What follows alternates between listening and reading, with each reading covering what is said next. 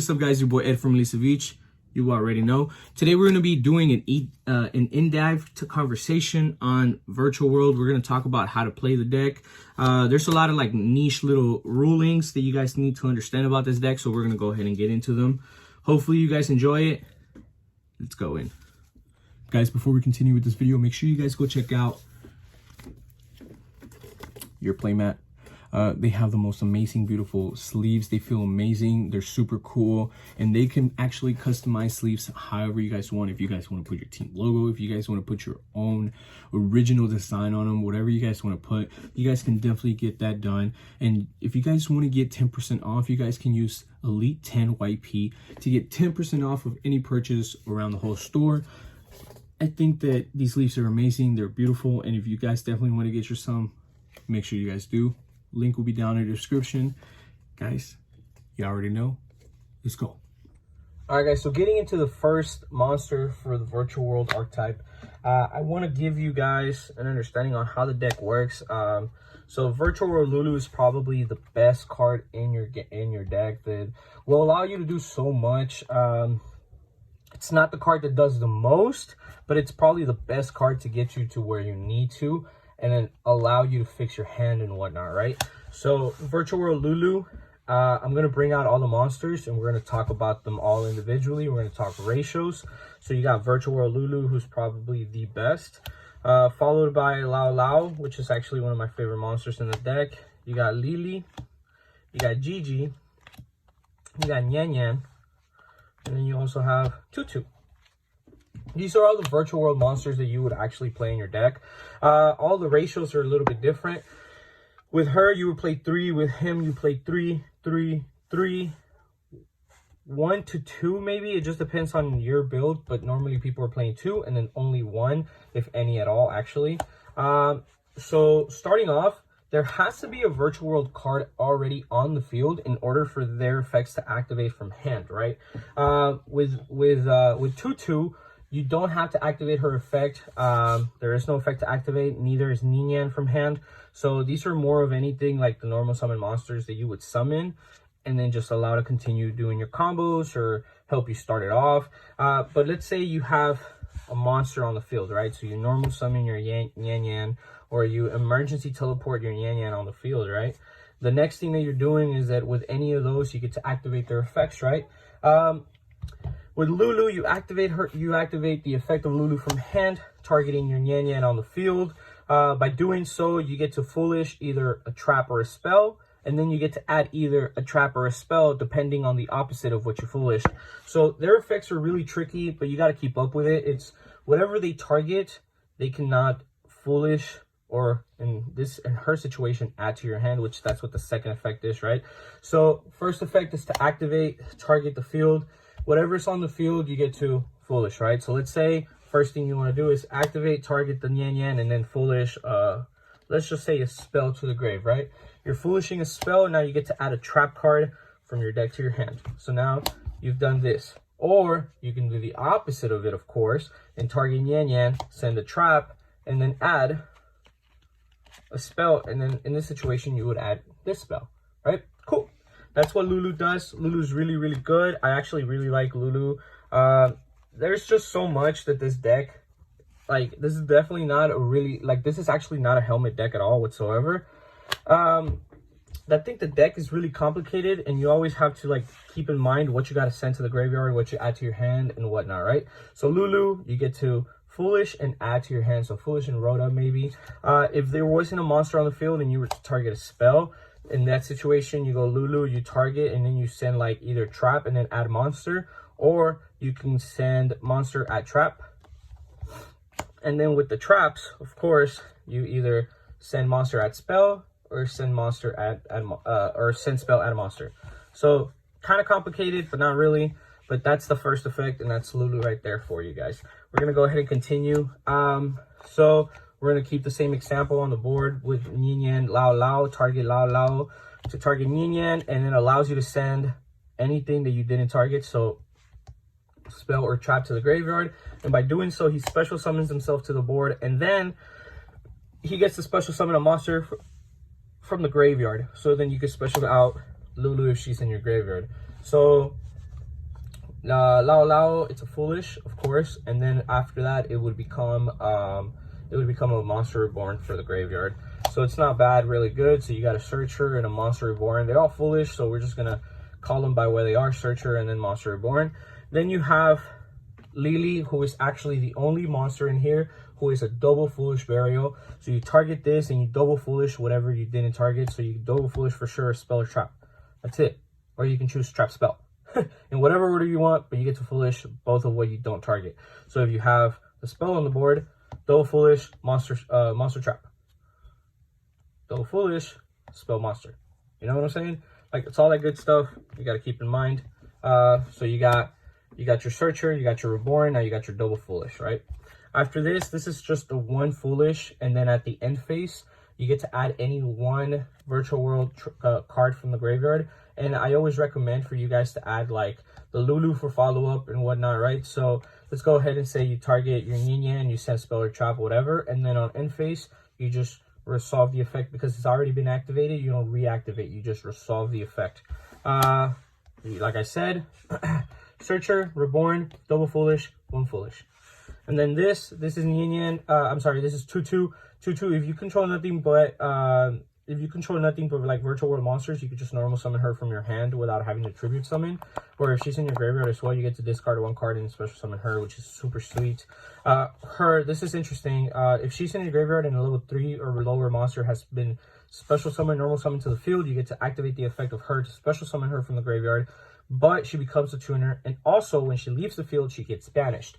So in her situation, let's say you have the spell on the field, whatever, and then you target, you resolve the effect of Lulu, you add whatever the fuck, right? So let's say you send a monster, you add this, and she's in your graveyard, she will activate the effect and special summon herself.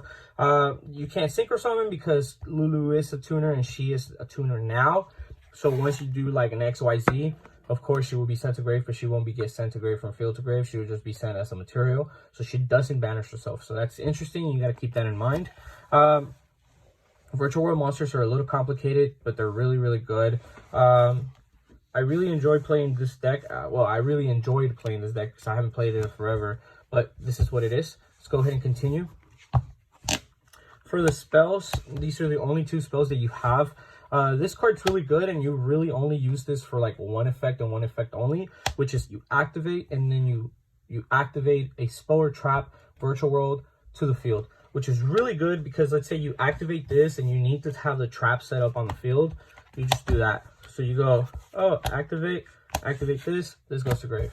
Cool, now you have a virtual world card in grave, whatever. Or if you want to set up the spell, you can activate the spell from the deck, which is really, really good. So that's Quing Long for you. Now, I'm sorry, that's Kaloon. This is Quing Long. Quing Long would activate the effect of it on the field. You banish a virtual world card, and you negate the effects of one monster on the field. Super good. It allows you to have banished cards, which this deck actually revolves around, and you need some banished cards. The other banished card that is really, really good to have and to banish a lot is actually Yin Yang, because when Yin Yang gets banished, you get to return a banished card back into your deck.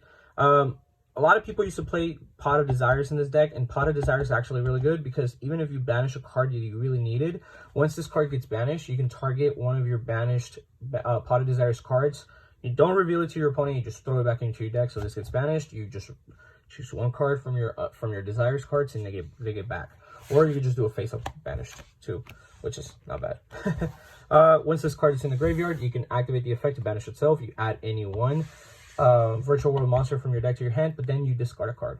Not bad. It's a really, really good way to fix your hand or get rid of shit that you don't need in your hand. We're going to continue. Chuche is really good when it's on the field.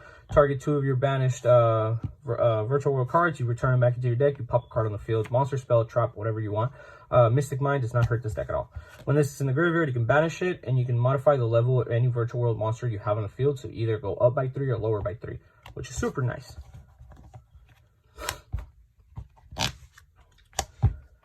Shangwu is really good because on the field, you can just change the battle position of any monster as long as you control another virtual world card on the field. So like, let's say this spell or trap. So any of these, right? You can go, oh, they're going to attack, effect, switch to defense, whatever. But when it's in the graveyard, it's actually the most beneficial because you could just target one of your virtual world monsters. Banish this, you target one of your monsters, you revive it, and then you discard a card from your hand, which is really nice because it allows you to continue either synchro climbing or just getting stuff out that you already had in your grave and you just want it out again. That's it for the main deck stuff. In situation like this, you play one of this card, you play two of this, you play 3 of that, and you play 3 of that. For the monsters, like I said, you play 2, one if any, actually, 3, 3, 3, and 3. Let's go ahead and continue. For the monsters, these are the monsters. These are the only monsters that I have that are in English. These are in Spanish. I don't really like these. We don't ever talk about them. We don't ever play them. They're really unnecessary in the deck. We'll go ahead and talk about them real quick. Once per turn, you detach one material, target one face-up monster you control. It cannot be destroyed by battle, until the end of your opponent's turn. Once per turn, after damage calculation, if this card battled an opponent's monster while you have 2 or more monsters in your graveyard with the same original tap attribute as each other, you banish that opponent's monster. Like, it's cool, whatever, but I feel like you don't really exceed that much, and the only exceed that you really need is this one. Continue with this one. Your opponent cannot target this card with card effects while it has exploiting materials. When this card activates the effect of a monster with an attribute that's not on their field while they have a face-up monster quick effect, you can detach 2 materials, negate the activation. If you do, you can only use the effects of it once per turn. Cool, whatever. 2 rank 3 monsters that you don't ever really need because honestly, they're really not that good. You don't play any of these whatsoever in the deck. Moving on. Bad Boy Fan. Bad Boy Fan, you detach 2 materials, you banish. Alright, I brought out the translation for Fan because I actually don't know Fan by heart. Once per turn, you detach 2 materials from this card, target one face-up card your opponent controls and 1 card in either graveyard, banish them. This is really good because it can allow you to, and it helps you to banish any of your virtual world monsters and or cards to make your Chuche live, because you just banish a card that your opponent controls live on the field, banish it, and then 1 in your graveyard and make your Chuche live, so then you have a pop after that, which is really, really nice. If this XYZ summon card is destroyed by battle with an opponent's attacking monster or by an opponent's card effect while its owner's monster zone, you can special summon 2 virtual world monsters with the same type attribute from the deck, which is pretty good. So if this card was to get like, so let's say you banish a threat on the field and then you swing over to your opponent monster, they have a 3k use for 100, you destroy it, and then you special summon out 2 other monsters that you might have needed for then a follow-up synchro play. This guy Fan is really good. It's not really used a lot, but yes, it's always played, and it's played at least a 1 of. The artwork's super nice. It's kind of like really interesting, but we're gonna go ahead and continue. The boy Juju, yet again, I also don't have a translation for, so, well, I don't have an English copy on me, so I'll have the translation right here. It says, cannot be destroyed by battle or card effects while you have 2 or more monsters in your graveyard with the same original attribute, but different names. It says, you can banish 2 monsters from your graveyard with the same original type, attribute, but different names, then target 1 card on the field, send it to the graveyard. You can only use these effects once per turn. It targets, so you can't get over Dragoon like that. But if you send a card, which it could be like DPE, and let's say like DPE, like already destroyed, he stayed on the board, you send it. By sending it to the graveyard, it wasn't destroyed, so you get over that DPE at that moment, and then you don't have to worry about it anymore, right? Shen also don't have a translation for it, but it's really, really nice. It's basically like a macrocosmos, but let's talk about it, right? It says, any card sent from the graveyard, sent from field to graveyard is banished instead. You can only use the following effects of Virtual World Shen once per turn. When a monster declares an attack, you can return 1 banished monster to the owner's graveyard during the main phase. Yeah, when a monster declares an attack, you can return 1 banished monster to the graveyard. Interesting. During your main phase, except for the turn that this card was sent to the graveyard, you can banish 2 other monsters from your graveyard with different original types and attributes from each other. Special summon this card from the graveyard, which is super nice because, like, you legit just keep on bringing back this card that says anything sent from field to grave is banished, and you just bring it back and bring it back, bring it back, bring it back, and then you just keep bringing it back in either attack, which is 2800, which is kind of beefy, or 2400, which is kind of like a fat booty, but not really. And then you just continue having a Macrocosmo on board, and then you just everything that your opponent sends to grave, banished, banished, banished. Like, a lot of decks really struggle with not having a graveyard. So if you really lock your opponents out of having a graveyard, it's kind of devastating. I'm not gonna lie. But yeah, guys, this was Virtual World. Let me know what you guys think. I think Virtual World is a really, really good deck, and a lot of people are really considering playing it with like Sword Soul at this moment because they're both warm decks. I don't know how I personally feel about that. I've seen a couple of people have success with it already, and they're doing well. Maybe I can get a deck profile out to you guys soon. But Virtual World, really fun deck. I actually enjoy myself a lot too. So let me know what you all think. See you guys on the next video.